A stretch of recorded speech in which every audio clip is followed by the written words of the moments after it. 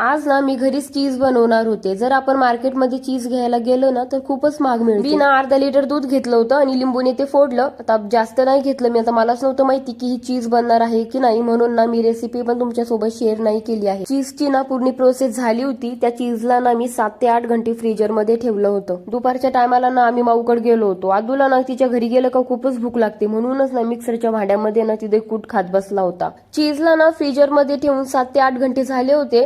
मग आता बघूयात आपली चीज बनली आहे की नाही. म्हणजे घरामध्ये चपाती होती ना, तिला मी सॉस वगैरे लावलं आणि थोडे व्हेजिटेबल्स टाकले, ऑरेगानो टाकला आणि आता बघा ही आहे आपली चीज जी मी बनवली आहे. आता बघूयात ही चीज बनली आहे की नाही. हातामध्ये घेतात तर मला असं वाटलं हे पनीर आहे. आता बघूयात आपण की काही बनतं की नाही.